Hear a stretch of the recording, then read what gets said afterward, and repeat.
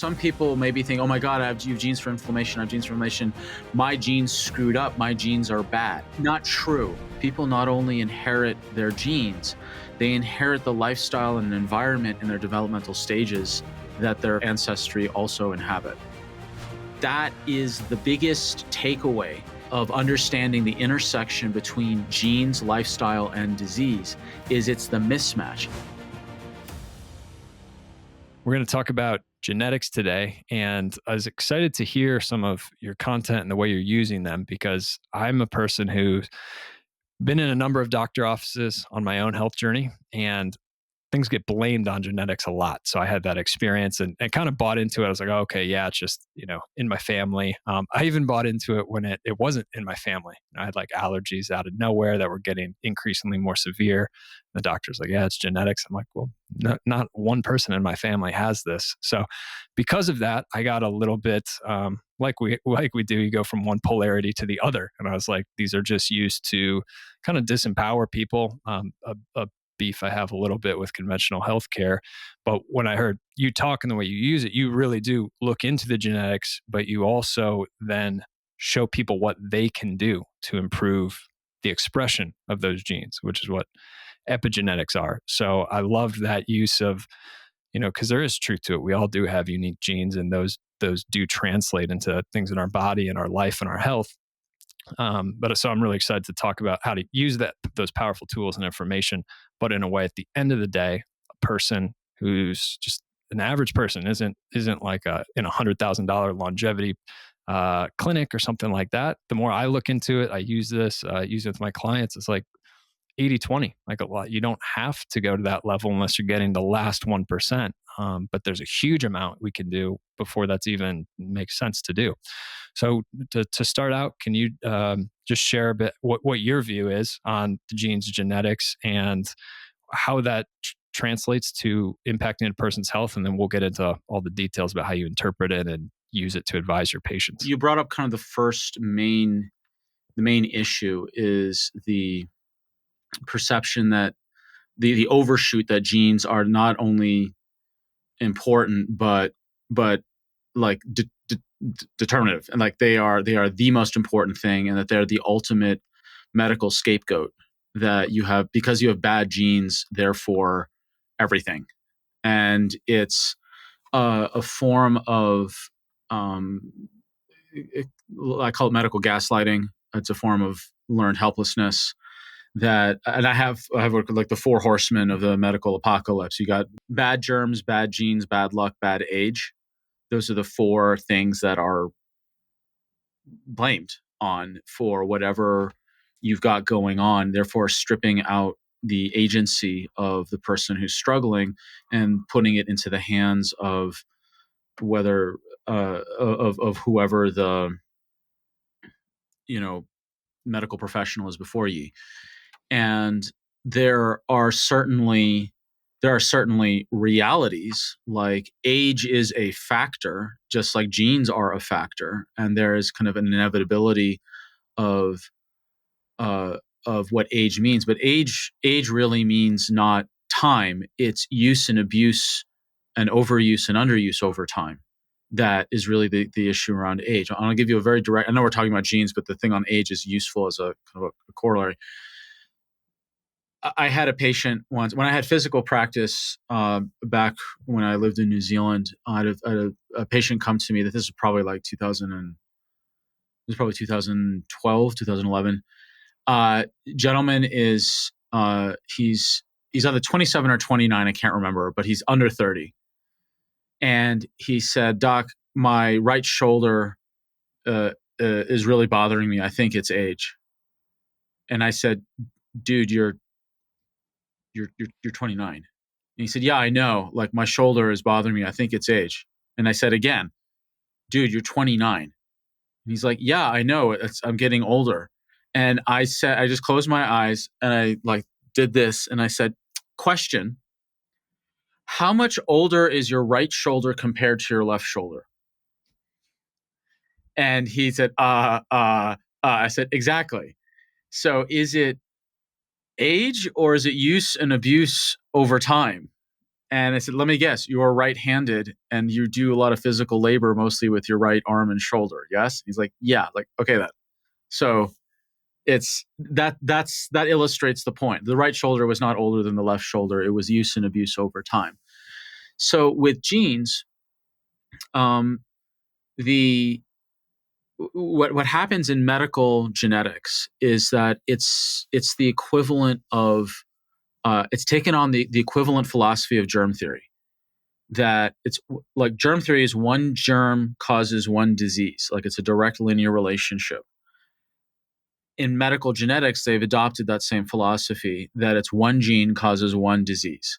Now, as things have matured around germ theory since the mid 1800s or so, there's a more mature understanding that there's terrain, there's the environment, there's the internal environment, um, there's the internal environment, there's the one's stress levels, there's one's immune systems, one's circumstance, there's quality of the air, quality of the food, the one's genetics are involved. It's like even genetics, the role of genetics kind of counterweighs the one germ, one disease thing because people have different genetics. Therefore, some people's immune system are wired differently, making them more or less vulnerable to specific germ taking root. So in medical genetics, there is a search to find the bad gene, whereas in functional genetics, we're looking at the drivers of physiological processes. We're looking at like the drivers of inflammation, and if someone genetically has more robust, acute, exaggerated, enthusiastic reaction to inflammation, they're going to have much more chronic issues, and over time, because they have much more chronic inflammation in their system, because they're genetically wired to have more inflammation. Now that can manifest as one specific disease or another, or a cluster of them. But inflammation itself is not the disease. It's not cancer. It's not heart disease. It's not a stroke. It's not diabetes. It's not dementia. Inflammation is a driver, I should say, behind all those processes, a major driver. And so if one is over inflammatory genetically, like the risk of more inflammation is just hard coded in, what that means is that there is a much higher likelihood to then have inflammation poke downstream on those quote disease genes. Disease genes do exist, whether they are simply a one gene to one disease ratio. That is very true for certain disease, trisomy 21, and other ones that are taught in just Mendelian genetics, where it's just a straightforward, clear-cut thing. But these other more fuzzy diseases that people are struggling with, there's so many different variables genetically that are influencing. So what we want to do is look upstream to find what are the drivers, the genetic drivers: inflammation, scavenging free radicals in the mitochondria, the ability to detox from the liver, your ability to absorb and use vitamin D, the methylation, your cardiovascular circulation, your ability to burn energy in the mitochondria, to burn fat for energy in the mitochondria. These are the major drivers that, if they go sideways from bad lifestyle or circumstance, they can then provoke the air quotes disease genes downstream. So when people are labeled as, oh, it's genetic, I was like, is it? Is it genetic, or is it that you see trends running in families? Because people not only inherit their genes, they inherit the lifestyle and environment in their developmental stages that their ancestry also inhabit. Right, right. 'Cause that reminds me of something like, take alcoholism 2 generations ago. That was thought. It's like if it's in your family, you're going to get it, and just kind of again this determinism just assumed that you can't do anything about it. But to your point, nobody was saying, "Well, hey, you all live in the same place, or even if you move, you have the similar lifestyle, similar eating habits, probably similar movement patterns, on and on and on, and all these things can influence it." And the whole there's a gene for alcoholism is utter garbage from a evolutionary biology statement, because alcohol has only existed for the past 5-10,000 years. That's not fast enough. That's not long enough for a gene for alcoholism to magically come about. That's not a thing. Genes do not move that quickly. But but what the alcohol does trigger is a lot of the dehydration, the genes for dehydration and dysglycemia. Like it does trigger these other genes that are built into us to deal with for dehydration and all these other things. But to say there's an alcoholism gene that implies that we were born with a gene for alcoholism is nonsense from an evolutionary biology, because there simply wasn't enough timeline to develop to co-evolve with alcohol to have it land at the genetic level. So let's fast forward 25, 50 years from where we are right today. What are we going to be saying about genes in that same way? That whereas right now, let's talk about the broader community blaming certain things on genes. And in 25, 50 years, become more astute to all this, we'll be saying, yeah, we were getting that wrong. Okay, so you're asking me what are we gonna get wrong in 25 years? Well, what's wrong now, but that will be widely understood in 25 years. Yeah. Okay, so couple things. One is that the genes, this image of the genes are lined up like piano keys, and you just kind of go da da da da da da da, and away you go.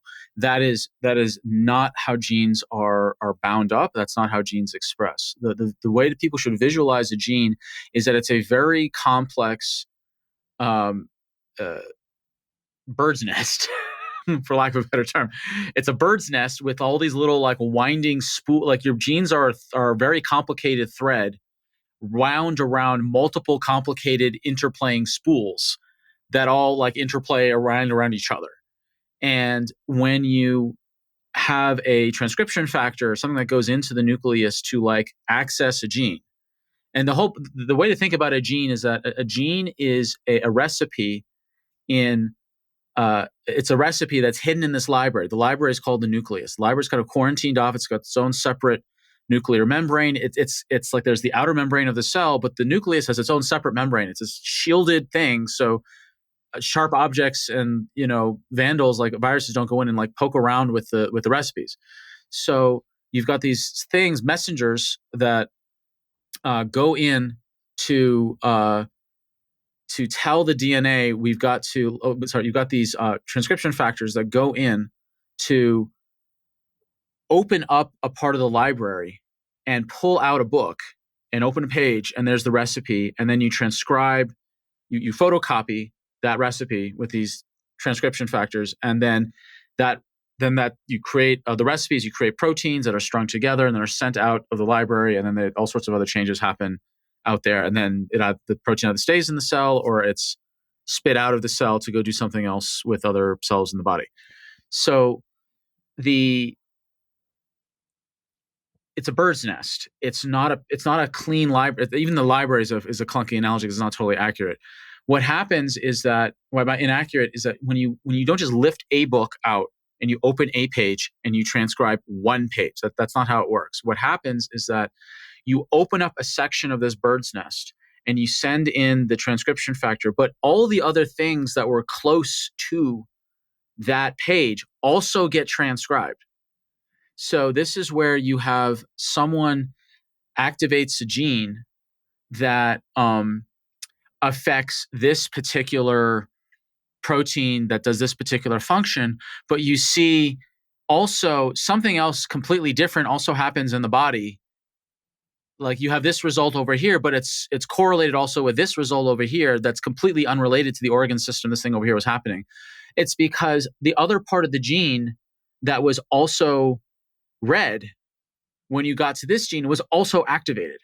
So you've got you've got these co-releases of different dynamics that are happening. And so you can't just say it's a one gene creates this one effect. It's one driver will create a multitude of effects from this one area that the driver will affect. So it's not one gene, it's the whole area. It's a singular area.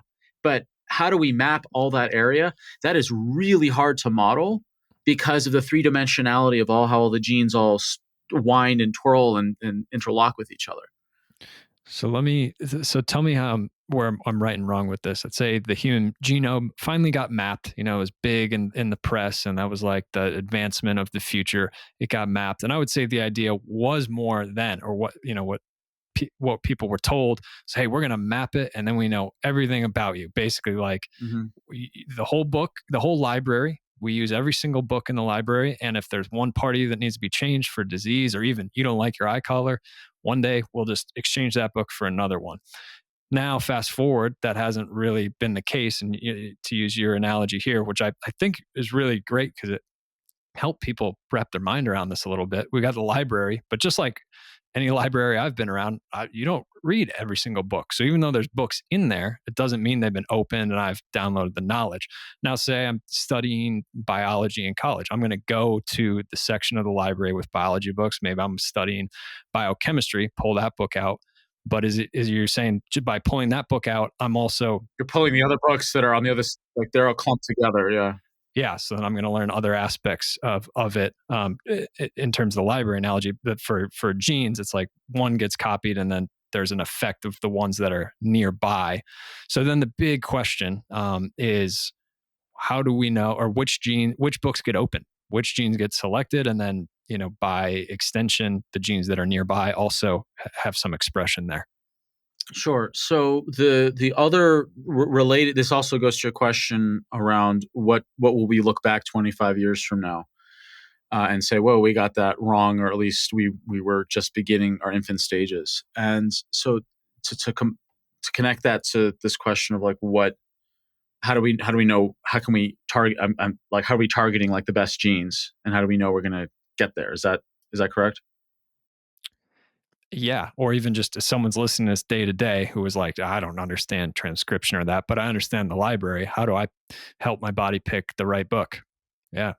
Um, the thing that we're going to be looking back 25 years from now and is going to be answering that question: why didn't we know to do this to pick the right book? And the answer is evolutionary biology and evolutionary psychology. So to me, those are if people want a system of tools, not a philosophy, but a system of tools to understand every micro and macro system we have that we experience as humans, the single best toolkit would be understanding evolutionary biology and evolutionary psychology, because what did our genes evolve in? This, depending on how far back you go, like hominids, there's a 300,000 years, and then our pre-ancestors were like a million or 2 million years prior to that. We look at how did we adapt and evolve with our environment, and the best genes are selected based on how we best survive, based on how we evolved in that environment. So, and if we have that framework, then and we think about how did we live as hunter gatherers, then we can start to backfill. Okay, what were the habits that we can approximate as close as possible without giving up the comfort and safety and abundance of modern lifestyle? Can we wed a Paleolithic? Can we somehow fuse the best elements of the Paleolithic lifestyle with the best elements of modernity? And that way we can have the best of both worlds. So the best elements of the Paleolithic lifestyle are, say, walking a lot, like a lot, like a lot. And there's a study done. It's in one of my exercise presentations. There were I think Dr. Cordain was actually one of the authors on the study, that they were able to get some of the tribes people of certain native Amazonian tribes that were untouched by Westerners to wear GPS anklets and track just how many kilometers they were walking in the course of a day. And the name of the study, if people are wanting to nerd out on this, is called Exercise Like a Hunter-Gatherer, a prescription for organic physical fitness by O'Keefe, Vogel, Levy, and Cordain. So Cordain was the last author on that study. So what they found was that they put anklets on two different tribes. There was the Kung tribe, where they allowed both the elders allowed both the males and females to track, but on the Ake tribe, they only allowed the men to have the anklets put on them. So, and they found that the male Kung walked on average, they walked on average 6.2 miles a day, and the females walked on average 5 miles a day. And the Ake tribe, spelled Ache, I'm presuming it's spelled Ake, not Ake, they walked 10 miles a day.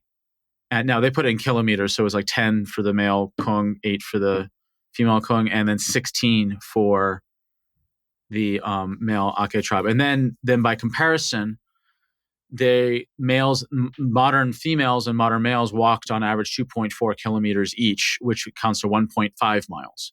So the so you're looking at a difference between 1.5 miles and 5, 6.2, and 10 as one example. Then there's understanding what's the macronutrient profile of a hunter gatherer, and the seasonality and the locality and of food, and what's how long did people sleep under, what were the temperature shifts while people slept, what were their how did they handle temperature control, what was their social life like, what was people live. I mean, right now today we don't have a lot. I mean, unless you're a part of an actual intentional community, whether it's a religious community or some sort of like agreed living arrangement community, like most people in modern Western cultures don't have a lot of community. They have networks. And that's the difference. We have more networks and less community. We have more light but less sunshine. We have more calories but less nutrients. We have more communication channels but fewer conversations. You can go through these paradoxes of modernity and see how we're being pulled away. And the reason why these issues with like the comforts of modernity are creating illness in our bodies is because there's a mismatch. That's the key word. It's a mismatch between our genes and our way of living. And that is the biggest takeaway of understanding the intersection between genes, lifestyle, and disease is it's the mismatch. And then how do you know it's a mismatch? Evolutionary biology and evolutionary psychology. That's the template to know what the match actually is. Okay, fantastic. So then say somebody has had their genes tested or is just going off the family thing, maybe their family doctor's tying back to that for their medical history. So they have some feeling that some part of their genome isn't optimal, which is, probably true for every single person, but people take this individually and I find a lot of people Optimal, so mismatch is, I think, a better way to put it, because optimal and so some people maybe think, oh my god, I have genes for inflammation, I have genes for inflammation, my genes screwed up, my genes are bad. Not true. And I'll share from my personal genetics. Talk about optimal. It's optimal for what? So for me, I have a very high pro-inflammatory genetic dice roll. Like I was only dethroned from having the worst set of genes for health after several, I think it was like 5 or 6 years. I held the gold medal for worst genes of all the hundreds and hundreds and hundreds of genes I've ever run, and I was dethroned only like 2 years ago. Someone had worse genes than I did. So what that means is that I was super super super duper duper pro-inflammatory. Now that seems like, oh wow, that's unfair, universe unkind, get all nihilistic and fatalistic about it. That's not true. Why? Inflammation is not the enemy, just like cortisol is not the enemy. Too much for too long is the enemy. But if I have a very strong inflammatory response genetically, like I'm lots of slightest insult, lots of inflammation, how is that possibly a good thing? How can that possibly be evolutionary advantage? Here's how. As a hunter gatherer, I'm going out hunting with my hunting buddies, and we've all got our tiny sticks that are pointy, and we're going to go take down something that's 10 to 30 times our body weight with a shiny stick. And these big things that are 10 to 30 times our body weight have hooves, horns, claws, teeth. Um, you know, what they're enormous, and one of us is eventually going to get bit, mauled, gored, trampled, bucked, whatever. And so if I am on the tip of the spear of the hunting party and I am bit by a wild animal that we're trying to hunt, what is a bite wound?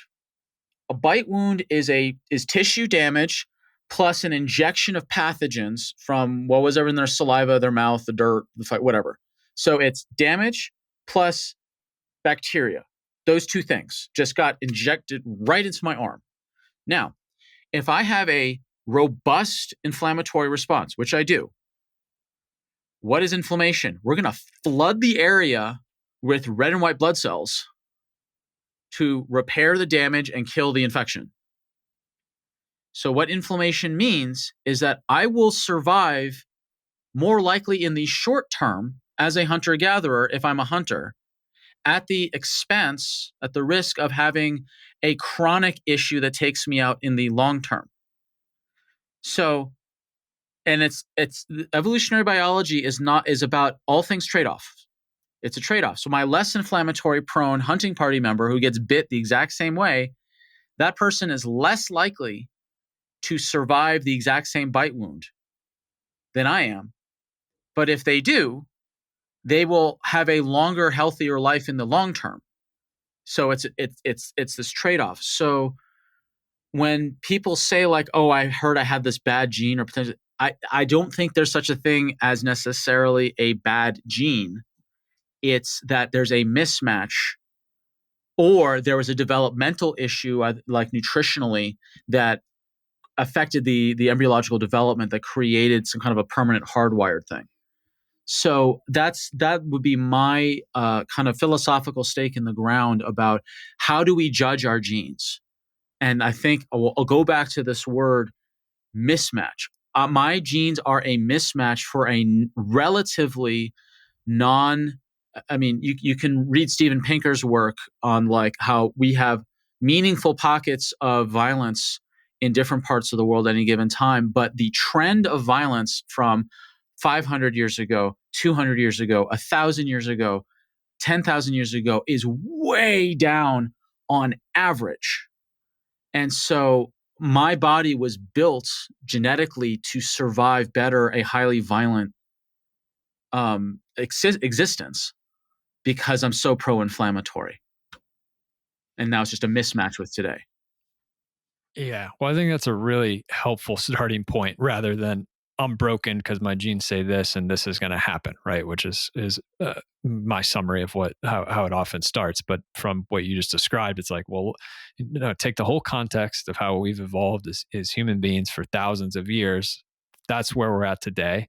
And yeah, there's a huge mismatch. And, in some ways, great. Like, I don't think many people want to be living in caves and exposed to violence or, potential wounds every day. So it's great. Or But then, exposure. Starvation. yeah, exactly. And then, like anything, a new solution then breeds to new, what you could call problems or challenges, or it's just the mismatch. I like that word you're using. So that's an amazing place where I just feel like anyone could start, and you're instantly further ahead of the game because then you're not coming at it from a place of being a victim or like there's nothing you can do. It's just like, hey, here's the deal. Mismatch in modern life. Now, what do I want to do about it? So, can you take us into now how you almost work with individual people to look at their genes and then say, hey, based on this library that you've got, here's how we identify how you can adjust that mismatch to the best for you. Sure. So when people run their genetics, there's a couple things that people should watch for when you run genetics. Number one is more data is not better data. More data is not better. It's better organized and prioritized data is better. And there's many different genetic companies out there, and I want to kind of describe the field a bit. And so when people choose how do you know how to choose what genetics companies? So number one, just because there's a lot of genes doesn't mean it's right or it's better. Because one thing people don't understand, this goes to your original question also about 25 years from now. The other mistake people make when they're trying to learn genetics is they don't realize that genetics are prioritized, that genes are in a hierarchy, and there are genes that control other genes. And if you take a genetics test and something is not prioritized, and you're just given here's your 300 genes And here's all the things that are going wrong with each of the genes that are, yellow and red dots, or bad, air quotes, bad versions of it. And here's all of them. And they all appear to be equally important and urgent. Good luck. Try not to panic. Bye. And people, and I've all the time, people have come to me like, I run genetics reports with other people and other companies. And like, I just feel overwhelmed, confused, and ultimately scared, therefore paralyzed. And I'm not able to do anything because of this kind of paralysis. So instead, if you have a genetics lab that actually prioritizes what's important, then it's like, oh, I don't have to do all the things. I just start with these 3 things or these 5 things or these 7 things. And then when I'm implemented those, then I move on to the next. So when working with genetics, make sure the genes are prioritized. Number 2, make sure the selection of the genes are related to the drivers of diseases, not chasing after the diseases themselves, because the drivers are the things that influence the downstream genes for diseases. So you're going to get more bang for your buck. Not to say it's not important to like know if you've got some risk for those air quotes genetic diseases. Is that like an inborn genetic error, like rare genetic diseases that people are born with?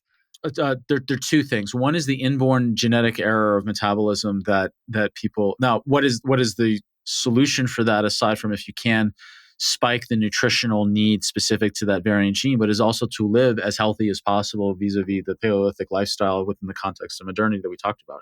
So even then, if someone's got this hardwired genetic issue, you still want to have the best possible lifestyle to mitigate the drivers of the rest of the diseases from manifesting, particularly if you're born with an inbuilt weakness over here. Then the other thing I'm referring to is that if you've got, like me, genetic vulnerability in my family line, like I've got neurodegeneration and heart disease and stroke on both sides of my family within 2 generations. So, like, if I went to a normal Western doctor today, they'd be like, "Oh my God, your family history says this, this, and this. Here's your Lipitor for life. Let's get you an IV drip immediately on that." And as opposed to saying, "Okay, I've got these clear manifestations of patterns in my family of neurodegeneration and cardiovascular issues. What are the drivers that would then I want to work on, and what are the genes for those?" So I want to look. It's useful to know these downstream genetic genes, but I want to know what the drivers are. So we got to know what those driver genes are. Then you pick Then the other thing is to find what are the upstream genes of those drivers. So there's hundreds of genes that relate to directly or indirectly to inflammation, and I want to know like the top 15 that control the others. That's what I want to know. And then I want to make sure that I'm looking at genes that have peer-reviewed scientific articles in top journals with the experiments done on humans to show that the lifestyle change, the diet change, the nutritional change alone will change the expression of the rogue gene to behave epigenetically, make it behave better. So I want to know that in humans, the lifestyle intervention will change the expression of the gene in the way I want based on lifestyle. Now, I don't want to I don't want to fully embrace an article that shows that makes the change in the gene based on a nematode, a mouse, or a wombat. I want it in humans. So you want the picking genes that have human research is another variable that people miss. And I'm not saying murine or mouse studies aren't valuable. They are, but human studies are more valuable. So first thing to do when picking is to know the criteria for picking a genetics test. That it looks at the drivers. You're looking at the upstream genes. The research is done on humans, and that you're looking at genes that minimum 10% of the population have a risk of a variation. So we're not testing for some obscure 0.0001% gene variation. Now, that's valuable to that person, but if we're talking about a first pass general what are the genes I need to look at for my health? You want to start with the big picture stuff first. And then if you need to nuance into some super PhD level expert geneticist thing, you can do that, but don't do it at the expense of the bigger stuff, the bigger picture.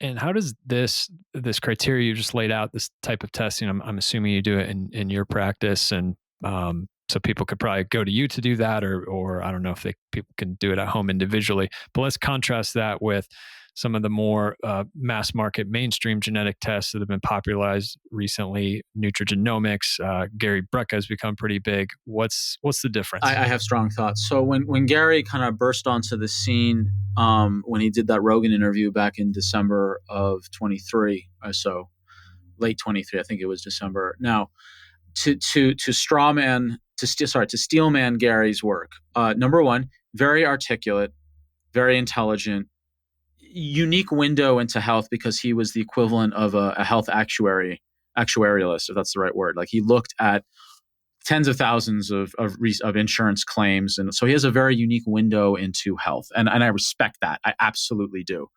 And he's a good teacher. He's able to simplify things, complex concepts into simple terms. He clearly is focused on creating solutions from his worldview. So I appreciate him as a teacher and the lens from which he's coming from. My criticisms are, I think he vastly oversimplifies genetics to the point where I was listening to him and I was like screaming into my podcast player. I was like, "What are you doing? Like this is bonkers." And his genetics test is 5 genes, 5, and he had the cojones to say that all you need are these 5 genes and you're set, which is nonsense. And so I went and working with the geneticists in Australia, we put together with the research and a presentation together to show that the 5 methylation genes that he picked, methylation is downstream of other stuff. Like methylation is not the top priority. Inflammation is the top priority. That inflammation controls methylation. Now, there are some instances of inflammation where methylation controls inflammation. Like there's some bidirectionality, but as a whole, inflammation controls how you methylate. So why would I be focusing on something downstream when I need to fix the issue up here? The same is true for dealing with free radical damage in the mitochondria. There's 3 specific genes that are 3 major genes that quench most of the free radicals in the mitochondria. Now, for people who don't really know what that means and the significance of that, is that the mitochondria, 10% of your body weight are mitochondria.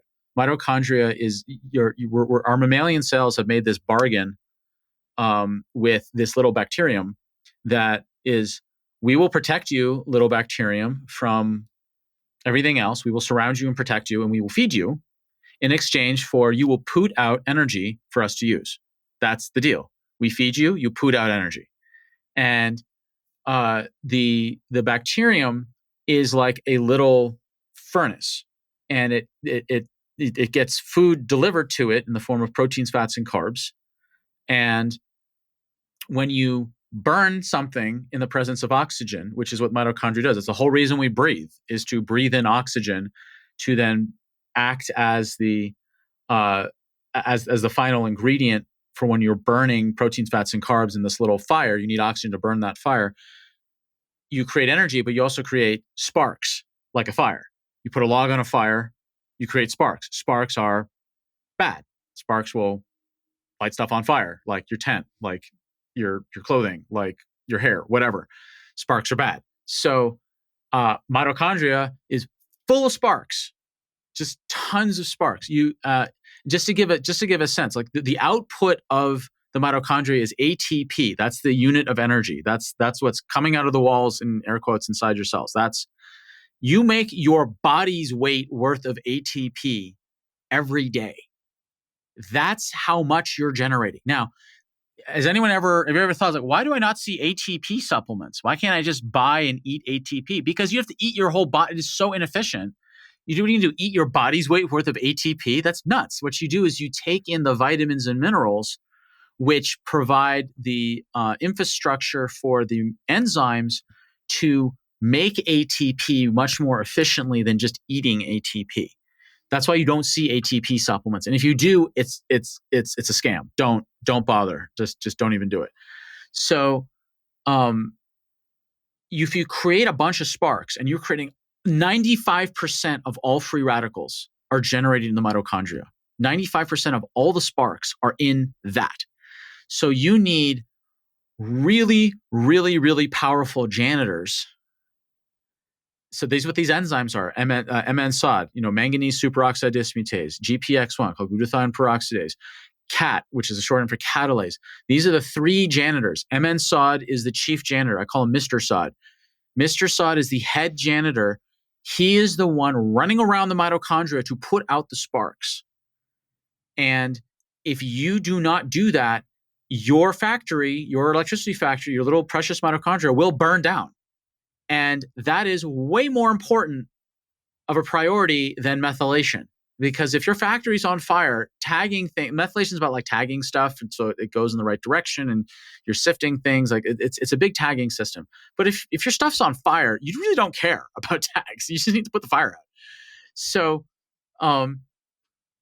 that's just another example, and we can go through. Like liver detox can be looked at a minimum as bidirectional with methylation, meaning like there's one influences the other. It's not just this is superordinate and the methylation is superordinate to liver. Same thing with the vitamin D receptors. You can't say that methylation controls, but that's not what the research shows. At a minimum, it's bidirectional. So when Gary was up there saying you only need these 5, and I'm there like an idiot screaming into my podcast on public transport or whatever, I was so upset. I'm being hyperbolic, but it's a funny image. I went and did 3 separate podcasts, full length, hour plus, with 3 different hosts, showing the research and just picking apart what he was saying by showing the research, showing my homework. And it's not saying those 5 genes aren't important. They're just way downstream. And I think that for he's charging $600 last I checked for 5 genes. And I'm like, that is bonkers. To charge that much for just 5 genes. And one of those genes, the AHCY gene, is one of the least varied genes in the entire mammalian genome. Like, remember I said, like, you don't want to test the 0.0001? Okay, spoiler, AHCY is one of those. And you know what the answer is to AHCY? B3. That's it. Like, if you take B3 anyway, why are you even testing it? Like, why bother? Seriously, why bother? If you're taking B3, as most people should, why are you testing it? So I feel like to be charitable, I don't think he knows about the prioritization of the genes, and he got really clear on fixated on these 5 genes. Now, one reason why I can see why is one of the genes is MTHFR. He's like MTHFR and COMT and AHCY and those 2 others. But MTHFR, the reason why it got has so much grip in the consciousness of the public is that I think MTHFR suffers from what I call founder's effect, like Xerox or Kodak or Hoover. Like they've become Google. They've become verbs. And MTHFR was, I believe, like the first gene that really captured the imagination of the public. And so it suffers from founder's effect, where it has undue superiority in the minds of the public. And that may be where this entire constellation of 5 genes came from, was it started with MTHFR because of the founder's effect. And it also lacks what you described earlier, which is accounting for the upstream genes that regulate it, or the fact that there's interplay, right? So it's not just doomed because that one gene says something. There's a lot, you could support other genes, or probably the things you do to support other genes could, in a lot of times support MTHFR. So again, it goes back to that over hyper focused determinism of just looking at one thing and thinking that's it. That's your report card. And it's really amazing, the way we are in our society now. If the sheet of paper says something, boom, we believe it. And a lot of people will take it to their grave and not realize there's other options that can be done. And you can also see the risk of using functional genetics. It actually can start to be corrupted by the same philosophy of like germ theory, where you have this one gene, but instead of a drug we're going to give you this B vitamin. And it's this kind of same narrow kind of Cartesian logic that this one gene acts in isolation. It's a bad gene, no biscuit, bad gene, bad. And but you're going to give a supplement instead of a drug. Now, is that an improvement? In most cases, yes. But genes operate in clusters and they co-activate with other genes, like what we described at the beginning of this discussion. And to look at genes, even genes in the context of what vitamins are we going to be needing, is still it's still you don't want to substitute supplements for like drugs for symptoms with supplements for symptoms. You don't want to do that philosophically, because you're just having a pharmaceutical philosophy using a natural substitute, but you're still in the same philosophy. And when people do their genetics, and I look at, okay, here are your genes. Here are the lifestyle changes and the diet changes and the supplement recommendations collectively that are recommended in order of priority. Now, the reason how and you don't just run to here's supplements and away you go. You have to look at what's the lifestyle, what's the diet, how can we change things globally as opposed to just clicking on a supplement button. Supplements are useful, but they're just that. They're just supplements, supplemental.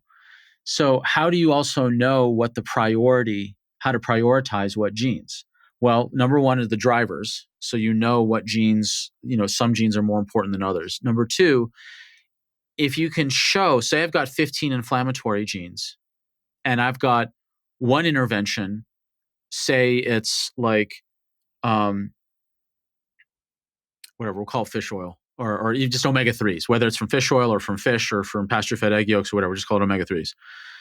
Say you've got one intervention like omega-3s and it helps 10 out of those 15 genes, because each of those 10 genes has a paper done on humans in a high-tier journal that shows higher omega-3s changes the expression of this gene. Now, that's fish oil. One intervention helps 10 genes of the highest priority stuff move in a positive direction.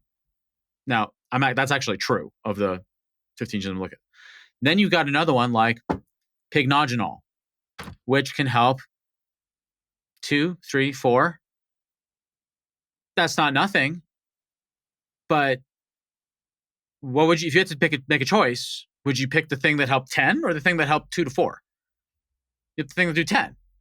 Especially when the therapeutic dose of pignogenol is like, you need to get really high, and you can buy like 3 times the amount of fish oil for the single thing of pignogenol already. So you've got these economic concerns already. Some of these things that can shift genes they're overpriced given what you can spend on other stuff to get bigger results. So when I say prioritize, is like I can look at someone's genes and say, you do this intervention will help this many of your highest priority genes. You do this one, it'll help this many of the highest priority genes for you, based on the number, what genes are have air quotes bad versions of them, or maladaptive versions is a better way to say it. And you can see just like here's 30 recommendations. They're not of equal value. They're in descending order of importance. You like helps 13 genes here, 13 and 12, then 10, 10, 10, 10, 10, 9, 9, 9, 8, 8, 6, 6, 6, 5, 5, 5. And you just start there. And if you can get to the ones lower down the list, great, but don't skip any steps. So this removes the overwhelm, the fear, and the confusion, and therefore precipitates action. One question before we just get into the wrap up, because I know listeners are going to ask it. If there's a name to the genetic test you're talking about, obviously we will also link to your stuff so they can work with you directly. Sure. So the company is called Fit Genes. It's out of Australia, but they work only with practitioners.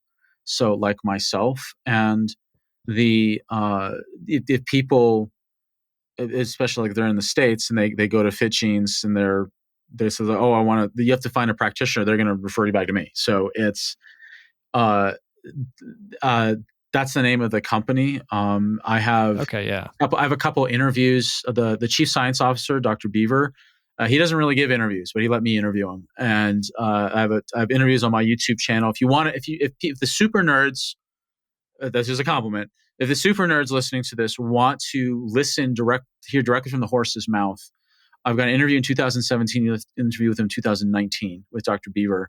And he's the scientist. I'm the clinician. My job as a clinician is to translate his super brain into super practical, and that's I'm the translator.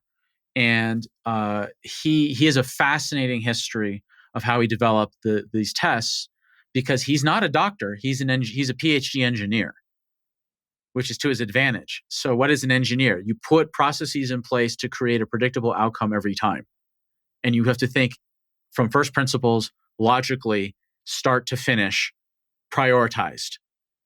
That's an engineer. So he did that with genetics, because what inspired him was both of his parents were diagnosed with cancer. And he's like, yeah, I got grandkids. I want to figure out what can be done, my generation, my kids' generation, my grandkids' generation, so that they don't end up like mom and pop. And so he switched over from engineering into genetics, and he estimates, he lost track. It's over 5,000 genetics articles he's read. And the guy, I mean, when you hear him lecture, he's so modest. You can't, like, it takes you about 20 minutes to click in, like you're listening to a super genius, but he's so quiet about it. The way he talks, like it's like a time release capsule. Like, oh my God. So it was a huge honor to interview him twice. And that's why I chose this company over all the other ones, because he was the one that figured out what are the drivers, what are the upstream genes in those drivers, at least 10% in the general population, human-based research in top-tier journals that show lifestyle, diet, nutrients alone will shift the needle. And he just figured out, and then he boiled it down to like, here's the genes, then there's not that many that fill all those criteria. And he's the one who also helped really bring about this copy number for understanding your type of diet. And I had never heard of that anywhere except from him. And yeah, so that's the name of the company. What I have done is um, I've created my own novel report where I've taken all the data and distilled it down. So it's like, 100 plus 200 pages or whatever of like all these reports, and like distilled it down even further. Like, people get those official reports, but like what's practical. And then I also have a back end. I built an online resource portal of a couple hundred videos. Like, if you are concerned about this gene and it's a red dot versus a green, or here's an overview of what the gene is, and then this is, depending on your color dot, watch this video to explain in detail what this actually means and what to do about it. So my emphasis is on education. Like, can I turn this scary subject of genetics into something empowering? And to me, it's knowledge and demystifying it. Like, here's the 15 genes. Okay, you don't need to be on a first name basis with each gene. That's my job. Understand the bigger trends and what to do. That's your job. Great. And so we're kind of into it right now. So I'll just ask, we have a bunch of links where people can find you. We're going to put all that in the show notes. You mentioned your YouTube channel that people can watch. What you just mentioned. Well, is there any other places you want to highlight where people could find you? And the membership you just talked about, is that through your website, or where Yeah, can people it's through find my that? website. It's Dr. Sam Shay /genetics.